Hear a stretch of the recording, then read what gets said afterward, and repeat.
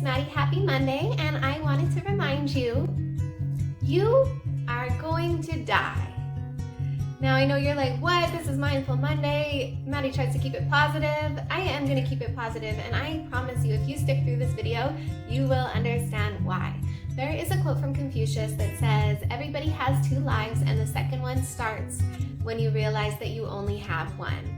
I'm going to repeat that again. Every person has two lives, and the second one begins when we realize that we only have one. Now that quote, mind-blowing, right? But it's so true. I remember when I was 15, my dad just dropped dead one night. I was sleeping, I woke up, there he was, kitchen floor, cigarette in hand, rest in peace. And I was obviously devastated. I lost my parent, but I learned so much from it. One thing that my brother actually said was, we always have to make sure that we tell each other that we love each other, even if we're mad, because we never know when one of us might go.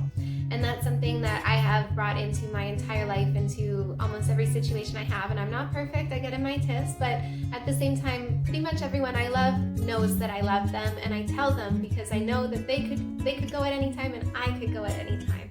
Now, fast forward a couple years, I'm graduating high school and my friends tell me about 2012, the Mayan calendar, the world is gonna end. And I honestly was so scared. I was just like, oh hell no, if the world is ending, I am not going to university. I hate being in classrooms, I have no interest in it. I'm going to work and travel. And so that's what I did. I worked really, really hard, and I saved up my money and I started traveling. I've traveled 10 countries. And I've learned so much. I have made new connections, I experienced different cultures, I found a shift in perspective, and I learned about all of these different ways that you can live your life that I had never even heard about before. And that was such a powerful thing, that fear of just, I don't want to die, I don't want to waste my time if the world is going to end. Really, it created a life that I wanted. And at one point when I was living in Nicaragua, I went to a meditation training for healing, and we had the option to walk the staircase to our death. Now, this is something that if you want to do healing meditations, is an important thing to realize that you are going to die. And so here little Madi is 21 years old, laying on her back, and I decide to walk the staircase to my death. And when I got to my last step, I was absolutely shocked. It was a pretty young age. I mean, I'm 28, so not that young, but it was young enough. And I felt kind of sad and kind of scared. And then I just realized, okay, if that's my number, then that's that. And I decided I am going to continue living my life like I'm going to die. And that's what I do. I wake up, I eat the food that I want, I see the people that I want, I do the work that I want, and I always keep in the back of my mind that that might not be true and that I should have security and make sure that I have savings and make sure that I'm safe.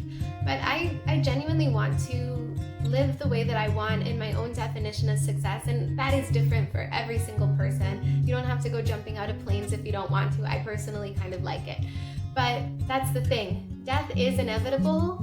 But the fact is, you can't let the fear of death stop you from living life.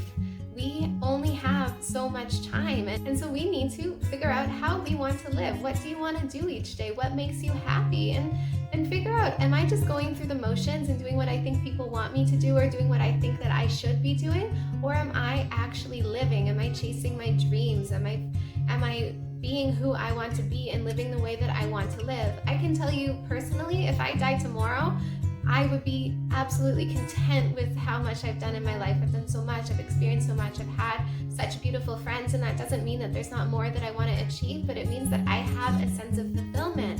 So instead of staying in your house and crippling yourself in fear that you might get hurt, or you might get sick, or you might die, chase your life.